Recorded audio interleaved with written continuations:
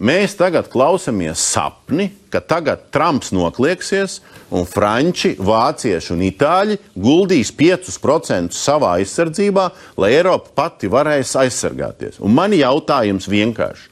Tieši uz kāda pamata mēs atrodoties šeit, kur esam un esam tik lieli, cik mēs lieli esam, uz kāda pamata mēs varam cerēt, ka šie lielie, viņi nav ziloņi, ja mēs tādās līdzībās, bet daudz lielākie dzīvnieciņi nekā mēs. Pat ja mēs esam kaķis, jeb kādas krāsas, ja?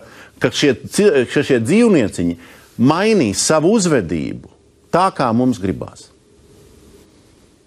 Jā, nē, tas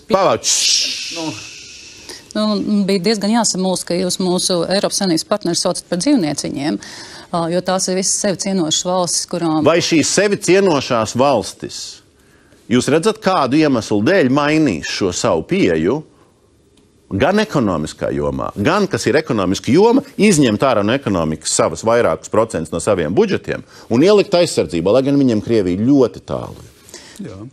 Teiksim tā, Eiropas Savienības valstīm nav lielas izvēles. Viņiem visus šos gadus bija izvēle netirgot to, ko viņi tirgo. Visus šos gadus. Tikai Latvija fanatiski visu pilda, tikai Latvija, viss. Tad, teiksim tā, ja salīdzinām, tad vēl pirms gadiem 5 ārējā drošība un aizsardzība no tāda finansēšanas viedokļa Eiropā nebija absolūti nekāda lielā prioritāte. Šobrīd šī situācija ir radikāli mainījusies, un arī tagad jau diskutējot par nākamo finanšu ietvaru un arī jau patreizajām prioritātēm. Melbāras kundze, jums nav žēl savus latviešus, tur tā lieta Spāņu un pārējie labāk doma par saviem iedzīvotājiem, tāpēc viņi neievēro, tāpēc, ka rūpējās par savējiem.